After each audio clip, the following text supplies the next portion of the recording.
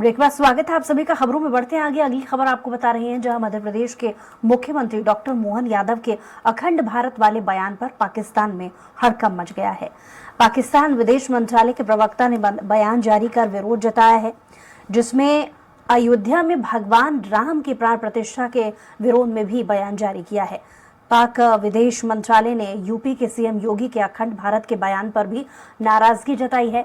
MP के CM doctor Mohan Yadav ने कहा था कि भगवान राम की प्राण प्रतिष्ठा पाकिस्तान के बचे हुए हिस्से को भारत में मिलाने की ओर पहला कदम है।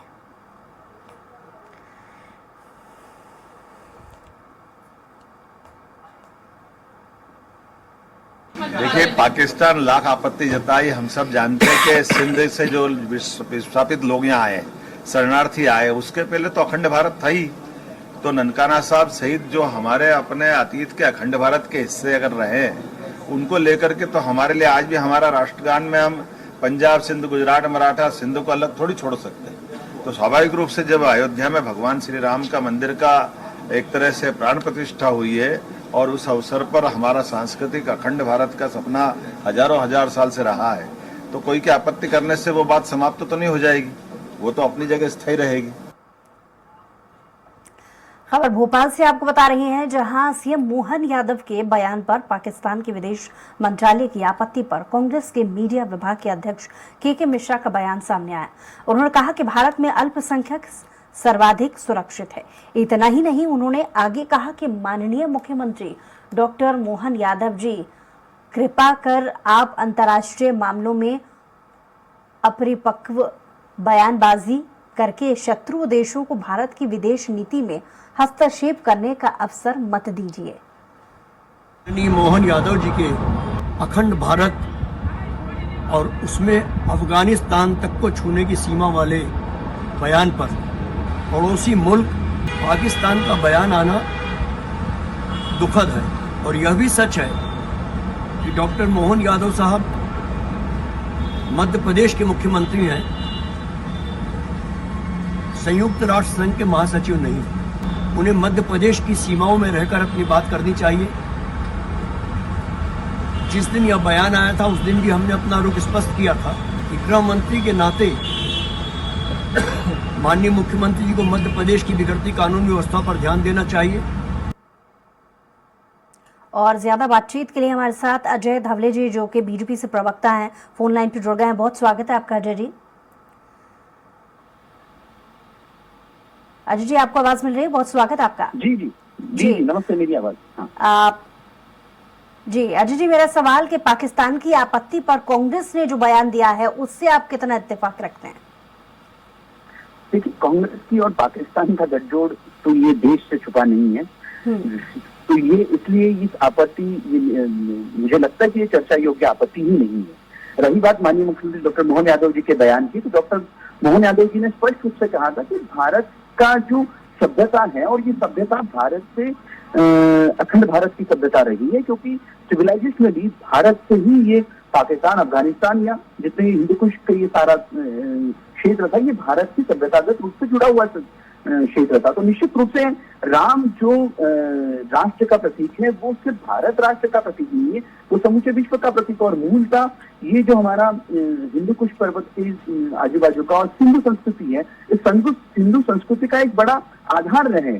तो निश्चित रूप से माननीय मुख्यमंत्री डॉक्टर मोहन यादव जी ने जिस प्रकार से कहा कि ये अखंड भारत के लिए ये एक गौरव का विषय है, तो निश्चित रूप से उसके लिए गौरव का विषय है। और हमें लगता है कि ये भारत के साथ साथ समूचे विश्व के लिए कल का एक क्षण गौरवशाली क्षण था। और कांग्रेस अगर इस पर पाकिस्तान का साथ देना चाह रही, तो हम स्वागत करते कि कांग्रेस हमेशा से पाकिस्तान का साथ देती है, और ये इस बार पुनः पाकिस्तान का साथ दे। ठीक है अजय जी, हमारे साथ राकेश सिंह जी भी जुड़ गए हैं, कांग्रेस से प्रवक्ता। बहुत स्वागत है आपका राकेश जी।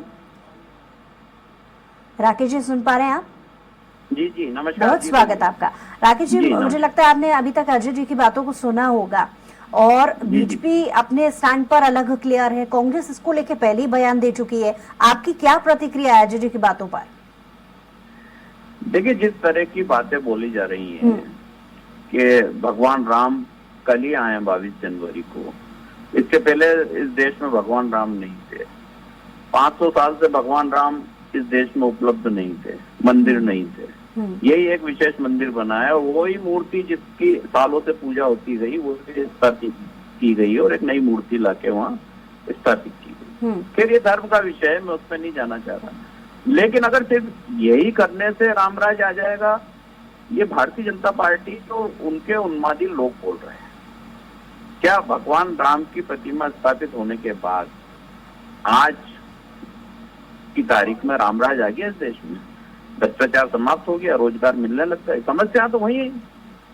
सिर्फ जय श्री राम का नारा आपने दिन भर लगाया, डीजे चलाया, माइक चलाया, झंडे लगाए, इवेंट समाप्त हो गया।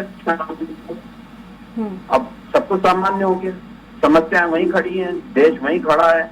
9 साल में जो बर्बादी हुई है, जीडीपी और आपकी जो ग्रोथ है वो बराबर आ चुकी है। 4 लाख करोड़ से ज्यादा का मध्य प्रदेश के एमपीआरडी पे कर्जा है कि वो अब रोड बनाने की स्थिति में नहीं। ये सारी मतलब पूरे देश में स्थिति है। अब आप जब ये बोलते हो कि हम अखंड भारत बना देंगे, भगवान का नाम लेके भगवान के पीछे छिप जाएंगे और वोट ले लेंगे, तो ये तो अपराध है प्रजातंत्र में। धर्म का सम्मान करना चाहिए, राजनीति में धर्म होना चाहिए, लेकिन धर्म के नाम पर राजनीति नहीं करना। सरल शब्दों में अगर कहा जाए, क्योंकि कांग्रेस ही पहले भी कह चुकी है कि चुनावी स्टंट है ये, ठीक है, इसका जवाब मैं अजय जी से ले लूं। इवेंट है, इवेंट स्टंट नहीं है, इवेंट जी, इवेंट है, जो ठीक है, आज ठीक है, इसका जवाब ले लेते हैं। अजय जी, चुनावी इवेंट इसे राकेश जी कह रहे हैं। देखिए, ये करोड़ों लोगों की जनाकांक्षाओं का विषय था और कांग्रेस इसे इवेंट कह रही, तो हम स्वागत करते कि कांग्रेस इसे इवेंट कहे और देश की जनता कांग्रेस को एक इवेंट बना देगी जो कभी देश की राजनीति में एग्जिस्ट करता था। और आज वो अपने इस ऐसे बड़बोले और ऐसे सनातन विरोध, और मुझे लग रहा है कि मतलब आप देखिए दुस्साहस कितना है कि कल लोगों ने डीजे बजाया, कल लोगों ने अपना उत्सव को प्रकट किया, तो ये कह रहे हैं कि वो इवेंट की राजनीति थी। और देश की जनता ने किया, ये तो भारतीय जनता पार्टी ने नहीं किया था। देश की जनता ने राम ज्योति जलाई, दीपावली मनाई, तो वो उसको भी इवेंट दे रहे। तो मुझे लगता है कि कांग्रेस जिसने इस देश में धर्म की राजनीति की, जिसने तुष्टीकरण की, जिसने इस देश में सांप्रदायिकता का जहर घोला, वो दल के मुंह से, उस दल के नेताओं के मुंह से ये शब्द बिल्कुल भी अच्छे नहीं लगता। और ये अपनी ऊंची राजनीति करते रहे। देश की जनता आज जागरूक हो चुकी है, वो विकास के एजेंडे को भी जानती है, वो अपने सांप्रदायिक जनता को भी जानती है और सांस्कृतिक अभ्युदय को भी जानती है, और निश्चित रूप से यही सब देख के देश की जनता वोट करेगी। अजय जी, बहुत शुक्रिया इस मामले पर अपनी प्रतिक्रिया देने के लिए, और राकेश जी आपका भी बहुत शुक्रिया अपनी प्रतिक्रिया देने के लिए। बहरहाल हमारे खास पेशकश में इतना ही। कुछ और खबरों के लिए देखते रहिए स्वराज एक्सप्रेस।